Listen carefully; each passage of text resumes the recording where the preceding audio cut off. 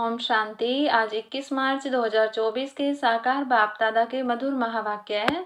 बाबा ने कहा, मीठे बच्चे अंतर्मुखी हो, याद का अभ्यास करो, चेक करो कि आत्म अभिमानी और परमात्म अभिमानी कितना समय रहते हैं। प्रश्न, जो बच्चे एकांत में जाकर आत्म अभिमानी बनने की प्रैक्टिस करते हैं, उनकी निशानी क्या होगी? उत्तर, उनके मुख से कभी उल्टा सुल्टा बोल नहीं निकलेगा।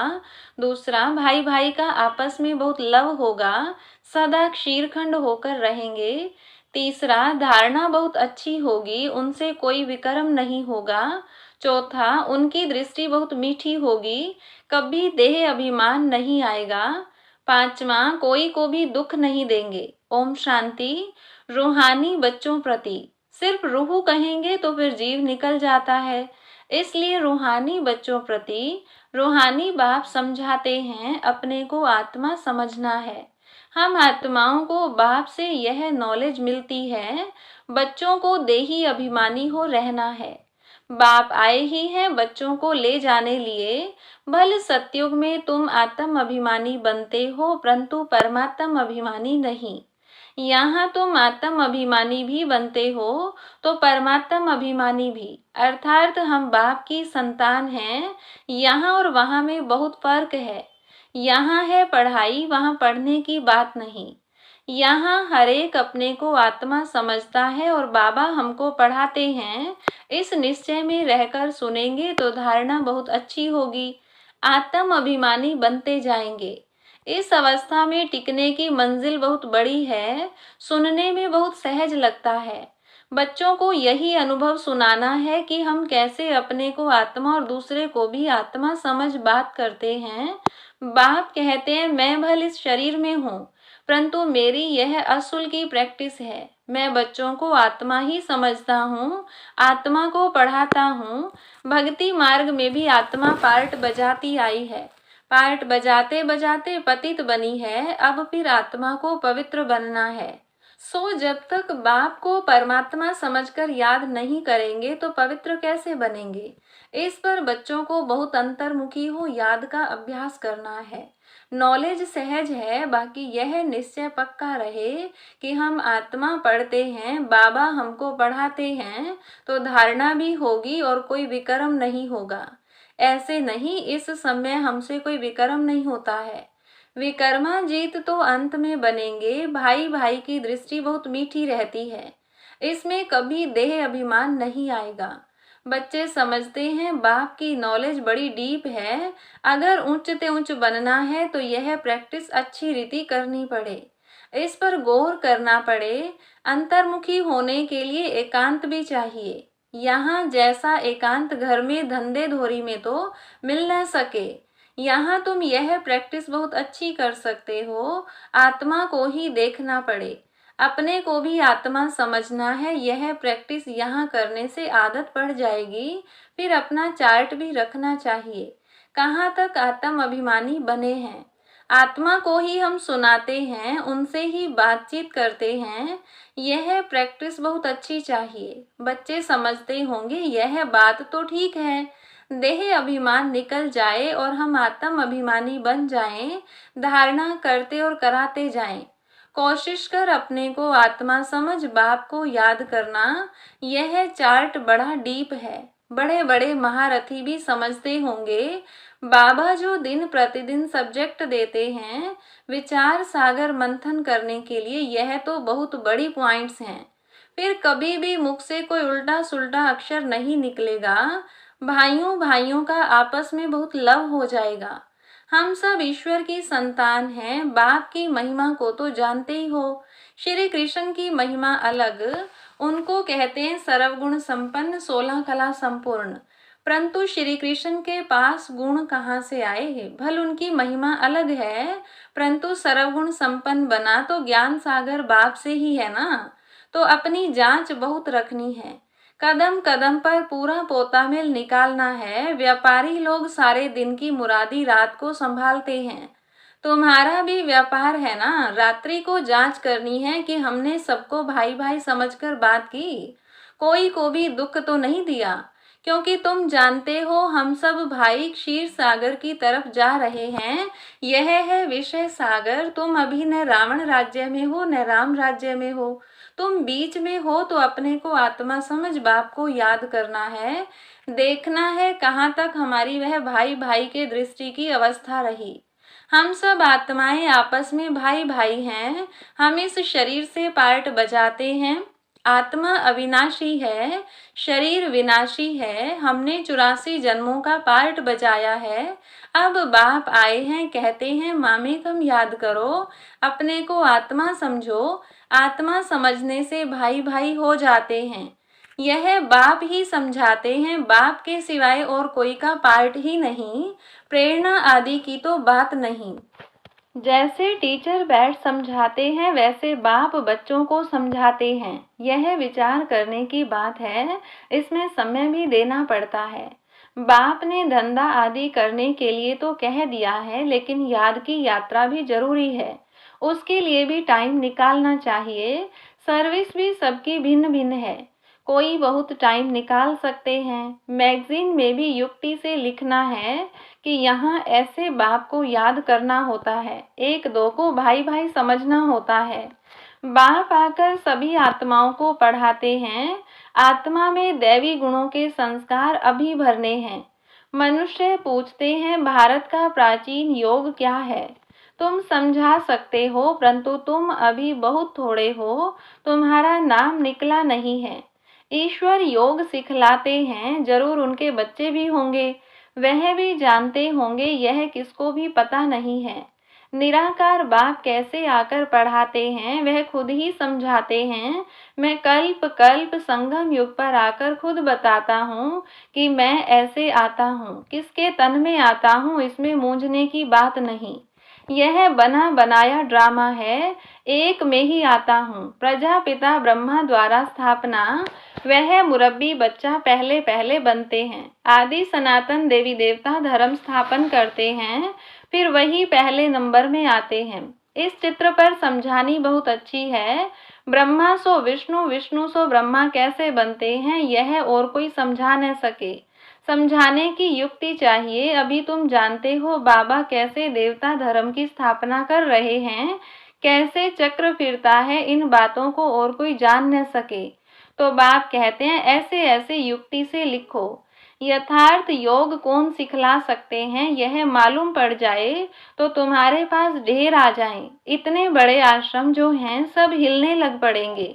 यह पिछाड़ी को होना है, फिर वंडर खाएंगे कि इतनी सब संस्थाएं भक्ति मार्ग की हैं, ज्ञान मार्ग की एक भी नहीं। तब ही तुम्हारी विजय होगी। यह भी तुम जानते हो, हर 5000 वर्ष के बाद बाप आते हैं। बाप द्वारा तुम सीख रहे हो, औरों को सिखलाते हो। कैसे किसको लिखत में समझाना है, यह सब कल्प कल्प युक्तियां निकलती हैं, जो बहुतों को पता पड़ जाता है। सिवाय बाप के एक धर्म की स्थापना कोई कर नहीं सकता। तुम जानते हो, इस तरफ है रावण, इस तरफ है राम। रावण पर तुम जीत पाते हो, वह सब है रावण संप्रदाय। तुम ईश्वरीय संप्रदाय बहुत थोड़े हो। भक्ति का कितना शो है। जहाँ जहाँ पानी है वहाँ मेला लगता है। कितना खर्चा करते हैं, कितने डूबते मरते हैं। यहाँ तो ऐसी बात नहीं। फिर भी बाप कहते हैं आश्चर्यवत मेरे को पहचानती, सुनंती सुनावंती पवित्र रहंती, फिर भी अहो माया तेरे द्वारा हार खावंती। कल्प कल्प ऐसे होता है, हार खावंती भी होते हैं। माया के साथ युद्ध है, माया का भी प्रभाव है। भक्ति को तो हिलना ही है। आधा कल्प तुम प्रारब्ध भोगते हो, फिर रावण राज्य से भक्ति शुरू होती है। उनकी निशानियां भी कायम हैं। विकार में जाते हैं, फिर देवता तो रहे नहीं। कैसे विकारी बनते हैं, यह दुनिया में कोई नहीं जानते। शास्त्रों में लिख दिया है वाम मार्ग में गए, कब गए यह नहीं समझते हैं। यह सब बातें अच्छी रीति समझने और समझाने की हैं। यह भी तब समझें जब निश्चय बुद्धि हो। उनकी कशिश होगी, कहेंगे ऐसे बाप से हमको मिला हो, परंतु पहले देखो घर जाने के बाद वह नशा रहता है। निश्चय बुद्धि रहते हैं, भल याद सतावे चिट्ठी लिखते रहें। आप हमारे सच्चे बाबा हो, आपसे ऊंचा वर्षा मिलता है, आपसे मिलने बिगर हम रह नहीं सकते। सगाई के बाद मिलना होता है, सगाई के बाद तड़पते हैं। तुम जानते हो हमारा बेहद का बाप, टीचर, साजन आदि सब कुछ है, और सबसे दुख मिला उनकी एवज में बाप सुख देते हैं, वहां भी सब सुख देते हैं। इस समय तुम सुख के संबंध में बंध रहे हो, यह पुरुषोत्तम बनने का पुरुषोत्तम युग है। मूल बात है अपने को आत्मा समझना है, बाप को प्यार से याद करना है, याद से खुशी का पारा चढ़ेगा। हमने सबसे जास्ती भक्ति की है, धक्के बहुत खाए हैं, अब बाप आया है वापस ले जाने, तो जरूर पवित्र बनना है, दैवी गुण धारण करने हैं, पोता मेल रखना है। सारे दिन में कितनों को बाप का परिचय दिया, बाप का परिचय देने बिगर सुख नहीं आता, तड़पन लग जाती है। यज्ञ में बहुत विघ्न भी पड़ते हैं, मारे खाते हैं, और कोई सत्संग नहीं जहाँ पवित्रता की बात हो।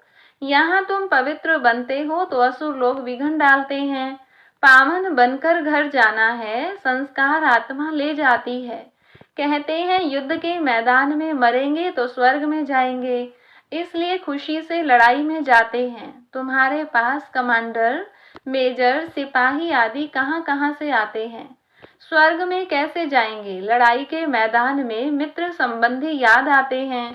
अब बाप समझाते हैं सबको वापस जाना है, अपने को आत्मा समझो, भाई भाई समझो। बाप को याद करो, जो जितना पुरुषार्थ करेंगे उतना उच्च पद पाएंगे। वो लोग कहते हैं हम भाई भाई हैं, परंतु अर्थ नहीं जानते, बाप को ही नहीं जानते। लोग समझते हैं हम निष्काम सेवा करते हैं, हमको फल की इच्छा नहीं, परंतु फल तो जरूर मिलना है। निष्काम सेवा तो एक बाप ही करते हैं। बच्चे जानते हैं बाप की कितनी ग्लानि की है, देवताओं की भी ग्लानि की है। अब देवताएं किसी की हिंसा तो कर नहीं सकते, यहाँ तो तुम डबल अहिंसक बनते हो, न काम कटारी चलाना न क्रोध करना। क्रोध भी बड़ा विकार है, कहते हैं बच्चों पर बहुत क्रोध किया, बाप समझाते हैं थप्पड़ आदि कभी नहीं मारना। वह भी भाई है, उनमें भी आत्मा है, आत्मा छोटी बड़ी नहीं होती है।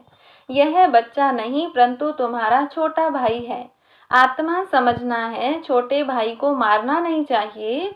इसलिए श्री कृष्ण के लिए दिखाते हैं ओखरी से बांधा, वास्तव में ऐसी बातें हैं नहीं, यह भिन्न भिन्न शिक्षाएं हैं। बाकी श्री कृष्ण को क्या परवाह पड़ी है माखन की, वह महिमा भी करते हैं उल्टी चोरी की। तुम महिमा करेंगे सुल्टी, तुम कहेंगे वह तो सर्वगुण संपन्न 16 कला संपूर्ण है, परंतु यह ग्लानि की भी ड्रामा में नूंद है। अभी सब तमो प्रधान बन पड़े हैं, बाप आकर सतो प्रधान बनाते हैं। पढ़ाने वाला है बेहद का बाप, उनकी मत पर चलना पड़े। डिफिकल्ट से डिफिकल्ट यह सब्जेक्ट है, पद भी तुम कितना उच्च पाते हो, अगर सहज हो तो सब इस इम्तिहान में लग जाएं। इसमें बड़ी मेहनत है, देह अभिमान आने से विक्रम बन जाएंगे, इसलिए छुई मुई का दृष्टांत है। बाप को याद करने से तुम खड़े हो जाएंगे, भूलने से कुछ न कुछ भूल हो जाएगी, पद भी कम हो पड़ता है। शिक्षा तो सबको दी है, जिसके बाद में गीता बनाई है, गरुड़ पुराण में रोचक बातें लिखी हैं, जो मनुष्यों को डर लगे। रावण राज्य में पाप तो होते ही हैं, क्योंकि है ही कांटों का जंगल।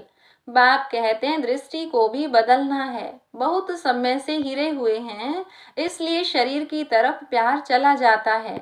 विनाशी चीज से प्यार रखने से फायदा ही क्या, अविनाशी से प्यार रखने में अविनाशी बन जाता है। बच्चों को यही डायरेक्शन है, उठते बैठते चलते फिरते बाप को याद करो।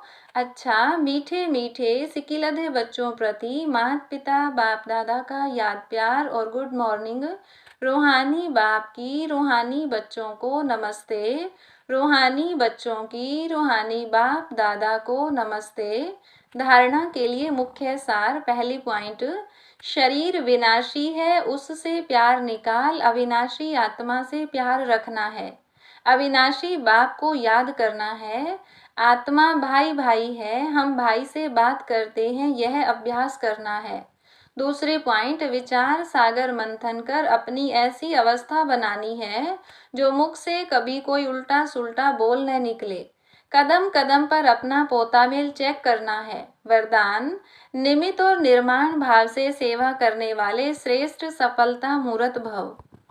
सेवाधारी अर्थात सदा बाप समान निमित्त बनने और निर्माण रहने वाले। निर्माणता ही श्रेष्ठ सफलता का साधन है। किसी भी सेवा में सफलता प्राप्त करने के लिए नम्रता भाव और निमित्त भाव धारण करो। इससे सेवा में सदा मौज का अनुभव करेंगे। सेवा में कभी थकावट नहीं होगी। कोई भी सेवा मिले, लेकिन इन दो विशेषताओं से सफलता को पाते सफलता स्वरूप बन जाएंगे। स्लोगन, सेकंड में विदेही बनने का अभ्यास हो तो सूर्यवंशी में आ जाएंगे। अच्छा, ओम शांति।